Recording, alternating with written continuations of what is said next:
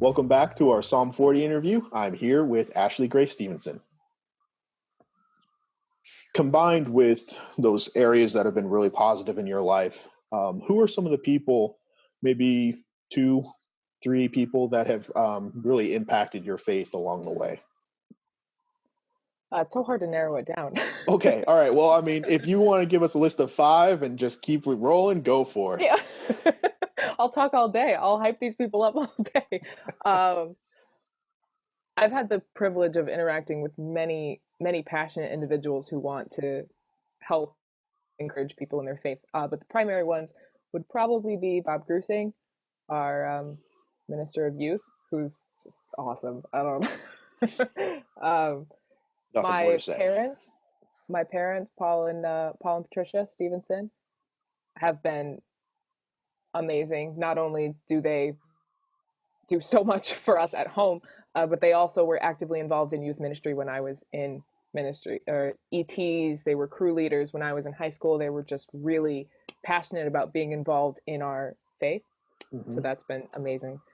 And um, Marsha Pileman and Larry, um, the Marsha Pileman does our junior choir, and obviously Larry does the rest of our music A lot pretty of much. music. Yeah, he does so much. But they were just so integral in making the connection between my my mental and sort of analytical perception of my faith and my construction in the church and my emotional musical ties Mm. to making sure that I'm getting it from all sides. Yeah, yeah, that's just listening to those names. There's some there's some pretty impactful people. I mean, I know I wasn't. I don't think I was around when your mom was leading, but I know your dad's still leading. Yeah. He's helping lead the college ministry. He's part of Yep. crew. But both of them, um, as an outsider's perspective, seem to um, reflect how you're supposed to participate in a church. They're both fully invested and willing to serve on committees and give a helping hand when they're available. So Yeah, they are. I mean, I'm a little biased, right? But it's I okay. find them to be just wonderful pillars of examples in my life of making sure that I'm continuing to stay involved. If you can't attend church, watch the live stream. If you are having trouble getting involved, my mom is very like, okay, well, let's see who I can talk to so I can like make sure that this is happening. Um, and that drive is something that I learned a lot from the rest of my crew leaders as well, my Mm, ET leaders, um, members on the committees from which I've sat. They have all just been so eager to make sure that our mission um, is spread as far and as effectively as it can be, and that's been so inspiring. that's so awesome to hear. I hope that many of these people that have been a part of your life will be able to hear how they've impacted you and kind of helped mold your life in the church. Um, Speaking of which, and maybe transitioning slightly, are there life events that have impacted your faith, um, sharpened it, stretched it, and has the church been able to be a foundation for you during those times? Absolutely. The church has given me so many opportunities to um, continue to stay invested, right? With mission trips, with serve projects. Those have been the most developing in my faith because those are the spiritual highs that you talk about. And our programs and our youth team has been so involved in my young developmental phase, um, Mm-hmm. making sure that I'm invested in those spiritual highs, but also making sure that they continue and that I'm prepared for when not every day is a serve project. Um, as far as personal experiences out of church, my sister has had some health problems as she has been growing up, and the church has just been so supportive of my family, um, making sure that we are prayed for, making sure that we are well looked after. When she was getting surgery in Ann Arbor, I was housed by our church when I wasn't able to go and visit and I was still in school. So just the amount of hands-on support that we've gotten Mm. from the church in that regard has also been amazing. I've heard the stories. I wasn't around during that time, but I have heard um, the stories of your family and how the church has kind of come together, and heard whispers of you staying with other people and stuff like that. Um, but yeah, that's what being a church family is all about. I really hope that people experience that at LaGrave.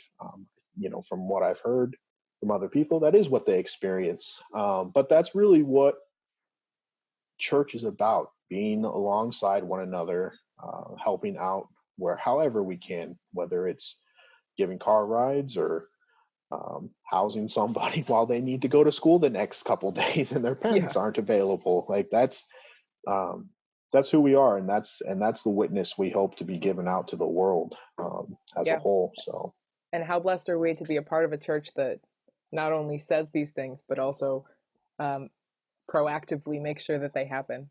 yeah, yeah, yeah. Thank you so much for sharing that. Yeah. It's a great. I mean, I'm so encouraged by these conversations, just because I get to hear how God is working in people's lives. Well, Um, thank you for sharing your individual experiences with the rest of the church. um, where? How do I want to word this? When it comes to a church, um, what are some of those things? And you can answer one or the other or both, however you want to. What are some of the things that really um, encourages you about the church? Things that you think the church is doing well, and then on the flip side, what are some of those things that you think the church could be working on, growing in? Doesn't have to be LaGrave. It could be the big overarching church. But what are some of your thoughts on those? Sure. Absolutely. Our church has so many active avenues of engagement with the faith community, with Hmm. with the larger Grand Rapids area. We have outreach programs, youth protection programs that are in place to make sure that we stay as safe as possible. Hmm. You see the ministry and the worship committee trying to expand and just continue to be proactively engaged in our worship. It's inspiring.